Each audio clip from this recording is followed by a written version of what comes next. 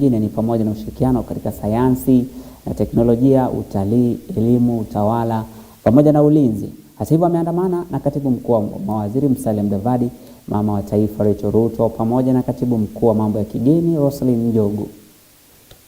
Your Excellency, still on the subject of integration and especially in accelerating the free movement of people within our continent, I welcome your recent announcement of your commitment to remove entry visa requirement for all Africans by December this year.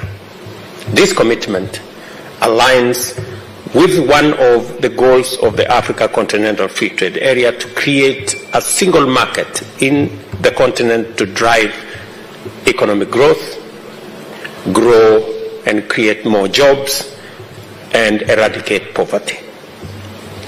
I have informed President Akufo-Addo that in similar vein, Kenya recently removed visa requirements for visitors from all countries with effect from January 1st this year. This underscores Kenya's commitment to complement Ghana in improving free movement, increasing trade, and building a stronger, more united continent. The free movement of people between our two countries has contributed immensely to trade, investment, and tourism. In this respect, His Excellency and I noted that trade between Kenya and Ghana is growing. In 2022, for example, in 2022, for example, Kenya's imports to Ghana were valued at $10.4 million and imports were valued at $4.8 million. We have agreed that there remains great potential to enhance trade between our two countries, especially in the numerous opportunities arising from the establishment of the Africa Continental Free Trade Area. President Akufo-Addo and I are encouraged that under the ACFTA, our two countries have taken bold measures to explore these opportunities. We recall that in October 2022, I flagged up from Nairobi the first consignment of Kenyan tea destined for Ghana. On 23rd September 2023, Kenyan-made chloride-exide batteries worth about 9.3 Kenya shillings landed in the Ghanaian port of Tema, while Little Cab, a taxi-hailing service from Kenya, is now also operational in Ghana. Na tukisonga mbele, katibu mkuu wa baraza la mawaziri na waziri wa masuala ya humu ndani na nje, diaspora Musalia Mudavadi amepongeza uhusiano uliodumu kwa muda mrefu kati ya Kenya na Ghana, akisema ziara ya kiserikali ya siku 3 ya Rais William Ruto nchini Ghana iliyoanza hapo jana jioni ni dhihirisho la kukua kwa ushirikiano kati ya Kenya na taifa la Ghana. Mataifa hayo mawili. Akizungumza mapema leo wakati wa kikao cha pili cha tume ya pamoja ya kudumu ya ushirikiano kati ya Kenya na Ghana mjini Accra, Mudavadi alisisitiza kujitolea kwa Kenya kuchunguza njia zinazowezekana za maslahi ya pamoja ili kupanua uhusiano zaidi kwenye biashara na sekta mbalimbali. Such as this is indicative of our respective countries' joint commitment to strengthen bilateral relations through dialogue and the sharing of expertise and knowledge in the different areas of endeavor. I acknowledge the bond of friendship that happily exists between Ghana and Kenya, dating back to our first president, Osagyefo Dr. Kwame Nkrumah, and President Jomo Kenyatta, both of blessed memory. The two great leaders have been described by historians as anti-colonialists, pan-Africanists, and drivers of unity in the history of Africa. Kenya and Ghana enjoy cordial relations which can be traced back to the pre-independence struggle period that was characterized by the struggle for self-rule and independence, when respective liberation movements drew inspiration from one another within the spirit of Pan-Africanism.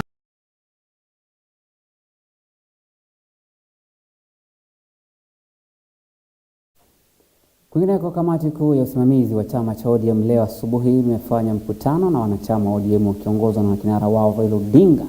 Mkutano huo unaohusisha mchakato na mazungumzo kuhusu uchaguzi wa mashinani ambao unatarajiwa wa chama cha ODM na harakati za kuwasajili wanachama wapya katika chama hicho. Kulingana na seneta wa Nairobi Edwin Sifuna, amesema kuwa uchaguzi huo utaanza mwezi huu wa Aprili tarehe 27 katika kaunti za Kwale, Busia na Siaya, tarehe 29 Kajiado, Migori na Wajir, na tarehe 30 Kisii, Vihiga na Murang'a, akisema kuwa ratiba ya uchaguzi kwa kaunti zingine itatolewa hivi karibuni.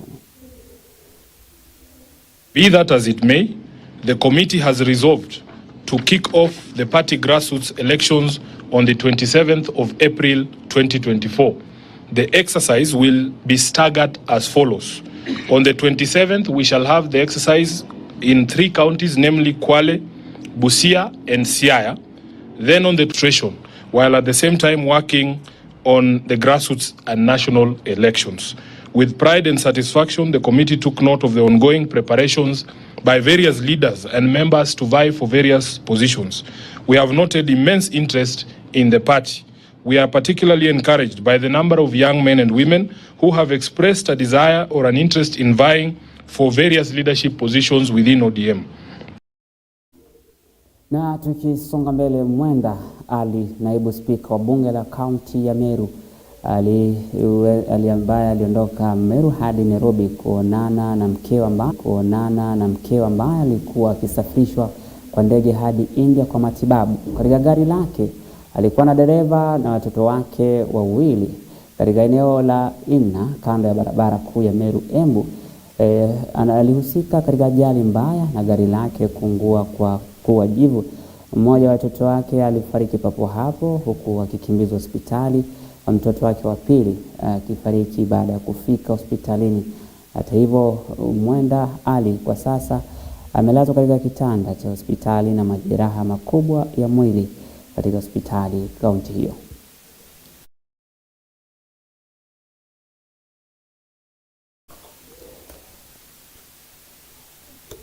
Na tukisonga mbele, wabunge wa Meru, wawakilishi wadi, wametakiwa kufanya kazi pamoja na gavana Kawira Mwangaza sasa anapojiunga rasmi na chama cha UDA. Alipokelewa na katibu mkuu wa UDA Cleophas Malala na mwenyekiti Cecily Mbarire katika kituo ambacho ni cha ofisi kuu ya UDA jijini Nairobi.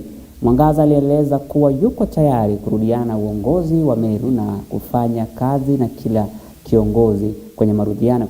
Gavana huyo wa Meru alisema atawania kiti cha ugavana mwaka wa 2027 ambapo atatumia tiketi ya chama cha UDA. Mbarire ambaye pia ni gavana wa Embu alitoa wito kwa viongozi hao wa Meru kuzingatia maridhiano kwa manufaa ya wakazi wa kaunti ya Meru.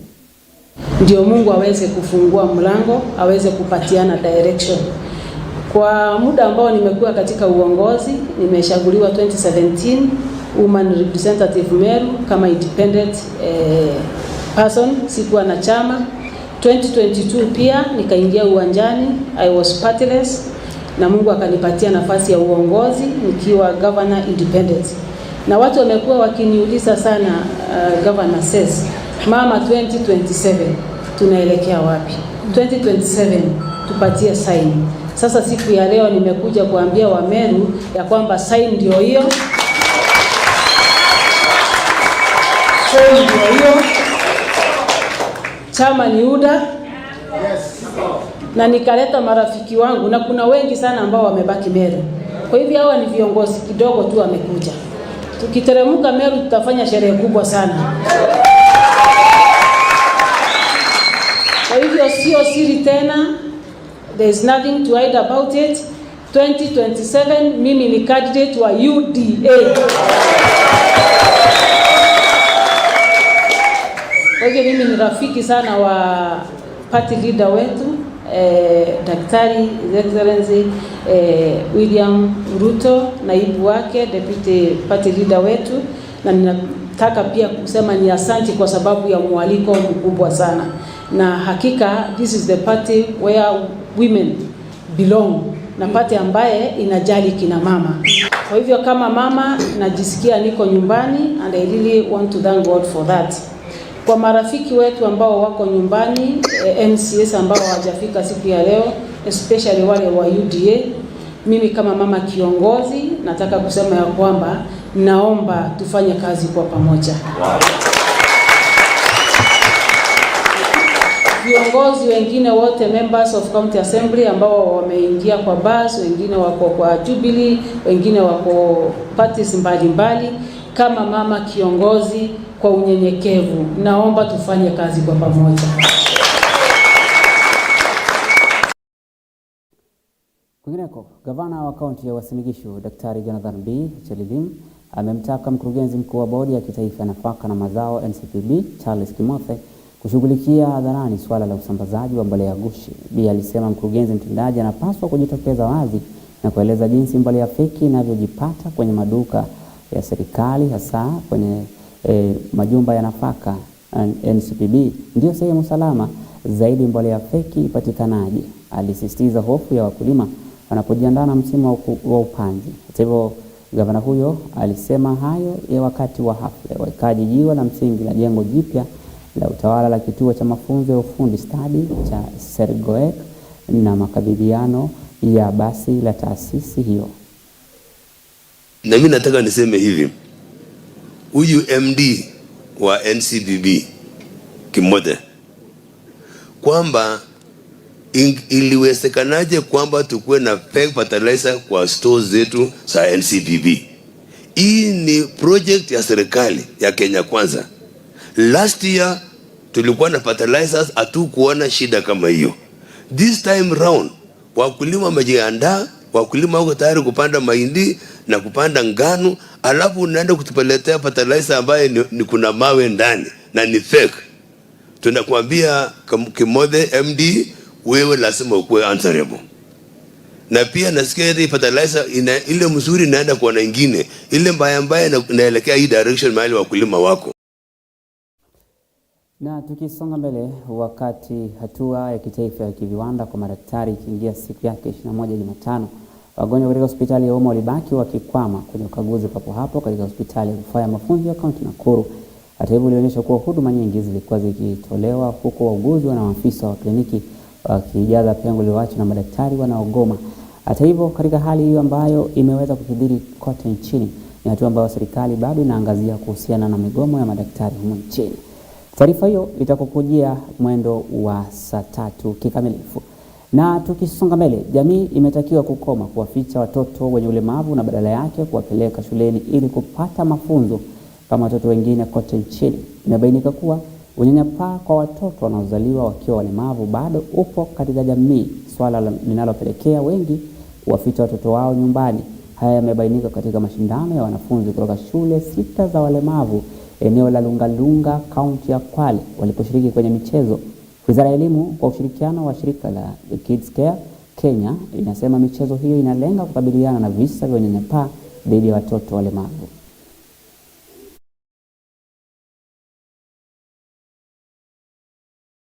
Hao watoto walikuwa waongei, walikuwa wamefichwa mijini. Sasa waliposikia wanakuja shule, wako na raha tu. Hata wananiambia mwalimu, tutashindana. Kwa hivyo ndio naona hapo wako na raha sana. Na tunashukuru Kids Care. Wanajihisi kuwa binadamu wenzetu. Manake wengi wao walikuwa wamefichwa nyumbani, wengi wao walikuwa hawajiwezi hata kutembea, wamefanyiwa physiotherapy hapa. Na wanajihisi binadamu. Na wale watu wengine ambao wamewaleta na majirani I mean the school, primary school, wametambua kwamba kumbe hao watoto walemavu wanaweza kuwa na uwezo wa kufanya mambo na kujisimamia kama binadamu mwingine yeyote yule. Hakukuwa kuna shule yoyote ya watoto walemavu. Tulianza, hizi ni za kwanza, 6 ambazo tulizijenga katika location 6 za Lungalunga, na hii ndiyo mara ya kwanza tunawahusisha katika michezo ama wanahusishwa katika michezo. Na hii imekuja pia kwa sababu ni tamu ya michezo, na wameona pia wengine wakicheza na wanaona kwamba hawajahusishwa. Ndio maana tukaja na hii lengo ya kwamba tuweze kuwa na siku maalum ya michezo ya kusherehekea talanta zao pia. Na tutarusha shot put, kuna javelin pia ambayo ndio nimesema ni mkuki, alafu na kushindana kwa kuruka ambapo wataruka long jump na high jump. Alafu kwa wale watoto ambao wako low ability wataweza kuruka stand jump na watarusha mchezo unajulikana kama frisbee. Itawasaidia kujulikana ya kwamba their talents ziko, Number 2, itasaidia hata ule mzazi ambaye ameona mtoto wake haizi fanya kitu chochote, kutoa ule mtoto na kumleta nje aweze kuenda shule, aweze kupata hizi services zenye ziko pale nje. Kamati ya biashara, uwekezaji na ushirika katika bunge la kitaifa imeanza zoezi la ushirikishwaji wa umma kote nchini kuhusu mswada wa kutoa leseni sare katika kaunti zote nchini Kenya. Mswada huo unalenga kurahisisha gharama ya kufanya biashara katika kaunti na kutoza ushuru mara 2 kwa biashara kama ilivyoshuhudiwa katika mfumo wa sasa wa utoaji leseni. Akizungumza na vyombo vya habari mjini Kisumu wakati wa zoezi la ushirikishwaji wa wananchi, mbunge wa Aldai na mwenyekiti wa kamati ya biashara, uwekezaji na ushirika, Mheshimiwa Mary Ann Keitani, alisema mswada huo utaweka mazingira wawezeshaji na wawekezaji wa biashara kwa ambao watakuwa ndani na nje wanaofanya biashara katika zaidi ya kata moja ama kaunti moja. We as a Trade, Investments and Cooperatives Committee of the National Assembly were looking into a bill that had come from Senate. It is a bill on the uniform licensing of traders and businesses within the county governments. It's actually a county government bill. And basically what we are here to do is to gather information or to hear the public on this uniform licensing bill. The bill essentially is to help with the ensuring that there is uniform licensing of businesses and traders for goods and services across all the various sectors of our county governments. Because since the promulgation of the 2010 Constitution, it's about 12-13 years now, and every county does its own thing. Every county comes up with its own rules and regulations and procedures on licensing. And for a businessman, for example, who has trade across 2 counties or 2 or more counties, they'll find the licensing regimes quite different and sometimes very punitive when they have to move from one region to the other. And more so specifically for people who have to transport goods or from one county to the other. You could be moving from Kisumu, getting your goods to the port of Mombasa and out of the country. You will have traversed almost 10 to 12 counties, and every county as you traverse then asks for fees and licenses based on the licensing regime. Wazazi kutoka wadi ya Sokoke, kaunti ya Kilifi, wamejielekeza kuendesha harambee ama changisho ili kuchangisha fedha za ukarabati wa shule na ofisi za shule, madarasa na vyoo katika juhudi za kukabiliana na kuzorota kwa miundo msingi kwenye shule za umma eneo hilo. Hata hivyo, changamoto zinazokabili shule hizo zimekuwa kero ya muda mrefu, ambapo madarasa, uchafu, hata hivyo uchakavu, mapaa yanayovuja maji na ubovu wa huduma za vyoo kuleta changamoto kubwa kwa wanafunzi na walimu kwa ujumla. Katika shule ya msingi ya Ziwani, moja ya shule zilizoathirika zaidi katika eneo hilo, wazazi walilazimika kuandaa hafla ya changisho ya fedha na kufanikisha kukusanya zaidi ya shilingi 400,000 ili kukamilisha darasa lililokwama, kukarabatiwa chumba cha wafanyikazi na kurekebisha ofisi iliyovuja ya mwalimu mkuu ambayo ilikuwa imevuja zaidi. Hata hivyo, hatua hiyo wamesema kwamba itasaidia kwenye ujenzi wa shule. Tumekuja kushirikiana na wazazi wa shule ya msingi ya Ziwani kuchanga ili tuweze kuboresha miundo msingi, kwa sababu miundo msingi wa hii shule iko hali mbaya zaidi, na tumejaribu kungojea kwa wizara na kuangalia sehemu tofauti kama vile pesa za ustawishaji wa eneo bunge. Tukaona kwamba zina upungufu na pia hazijaweza kuwekezwa katika hii shule, na tukaona ni vyema tuweze kuangalia mbinu badala kwamba tukae tulaumu. Tuangalie kama tunaweza tukanyima huu wakati ambao ni mgumu wa kiuchumi na hata kimaisha, tuje tuchange ili tupate fedha kidogo ambazo zitasaidia kuweza kuboresha miundo msingi wa hii shule. Katika shule baadhi ama shule nyingi katika Sokoke ward, upande wa primary school na kidogo upande wa chekechea, matatizo yapo. Hata jana nilikutana na viongozi wanaowakilisha primary school ya Dida na wale ambao wanawakilisha primary school ya Kaingoni, na tunavyozungumza majengo yako katika hali mbaya, hususan majengo ya Dida primary. Wako na hofu kwamba huenda ile shule ikafungwa kwa sababu imekosa kufikisha kiwango cha usafi, kwa sababu pale hawana vyoo na pia madarasa pia kwa katika hali mbaya. Kwa hiyo ni baadhi tu zile changamoto ambazo tuko nazo. Kwa hiyo ombi langu kubwa ni kuwaita viongozi wote. Tofauti za kisiasa kwa sasa hivi sio muhimu. Muhimu sasa ni kufocus zaidi katika kuangalia zile ahadi ambazo tulipatia wananchi. Tukaangalia ofisi ile ya mwalimu mkuu.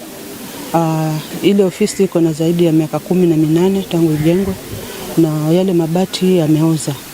Sasa nikajaribu kufikiria ni njia gani ambayo tutaitumia. Tukapitia kwa kiongozi wetu wa utawala, our MP, tukajaribu kushare na yeye kitu ambacho alituahidi. Alituambia anakuja kutusaidia. Tukaja tukasubiri, ambapo hatukuwa tumepata kwamba mafanikio yanakuja haraka. Tukaona basi kukaa ili tuweze kusubiri mpaka wakati tutakapojibiwa. Tukakuja na hili wazo la hii michango. Tukaweza kusema na wazazi kwamba tuweke mchango ili tukaweze kugharamikia vile vitu vidogo vidogo ambavyo kwa uwezo wetu tutaweza kuvitengeneza. Kwingineko, tofauti kubwa zimejitokeza kwenye uchaguzi wa watumizi wa msitu wa Ontulili mpakani mwa Laikipia na Meru, huku baadhi ya waliojitokeza kushuhudia uchaguzi huo wakisema haukuwa na uwazi wala haki. Ilibidi maafisa wa shirika la msitu nchini KFS kwa ushirikiano huo wa kituo cha Ontulili na machifu kutuliza ghasia zilizojitokeza kwenye uchaguzi huo.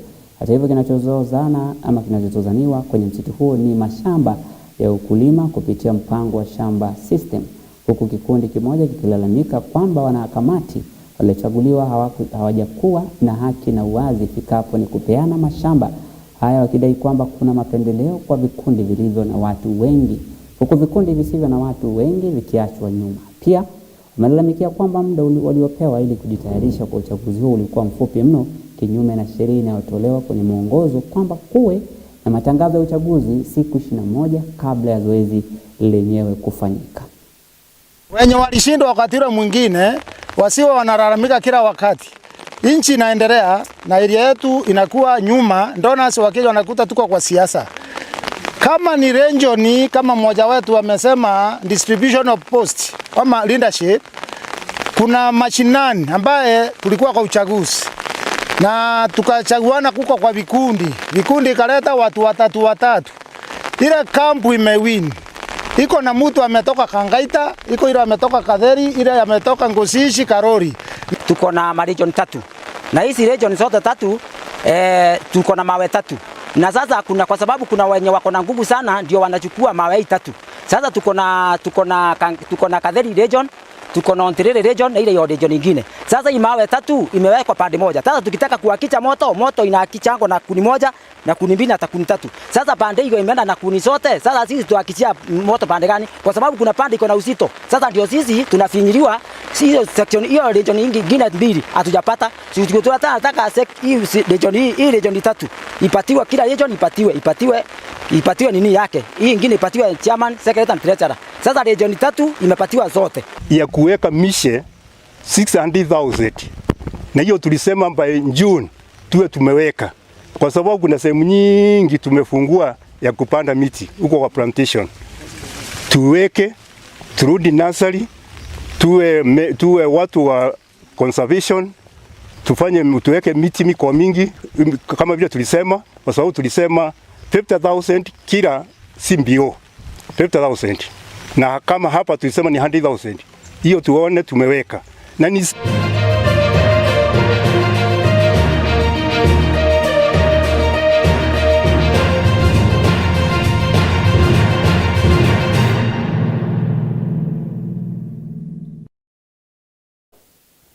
Na mtazamaji, kwenye michezo ni kwamba mkurugenzi mkuu wa mamlaka ya bandari ya Kenya KPA Captain William Ruto aliongoza hafla ya kukabidhi bendera kwa kikosi cha volleyball cha KPA walipokuwa tayari kusafiri kuelekea Misri kwa mashindano yajayo ya mpira wa wavu kwa vilabu vya wanaume vya Afrika. Uwepo wa Captain Ruto katika uwanja wa Makande Sports Complex ulilenga kuinua ari ya timu hiyo, akielezea imani yake isiyoyumba katika uwezo wao na kujitolea kuwaunga mkono. KPA na Equity watakuwa wakilishi pekee wa Kenya katika michuano ya kila mwaka ya klabu bingwa barani Afrika.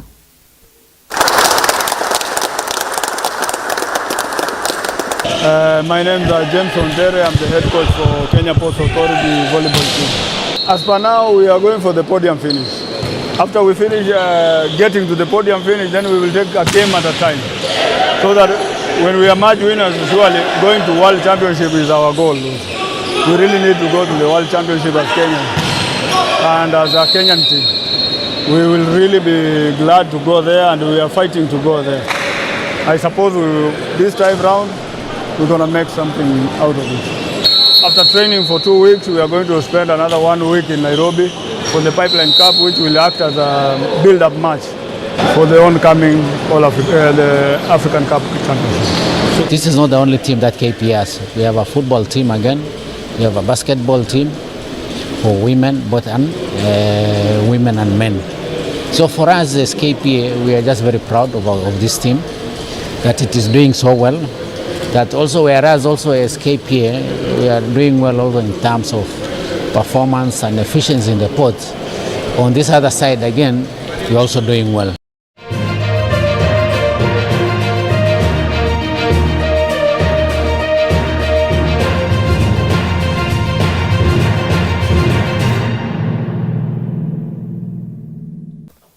Na mtazamaji, ni atu kwa sasa tuliokuandalia majira ya saa moja. Mwendo wa saa 3 utarejelewa na mengi zaidi ambayo tumekuandalia. Jina langu ni Emmanuel Marwa na kutakia siku mwema, tupatane hapo kesho panapo majaliwa ya Mwenyezi Mungu.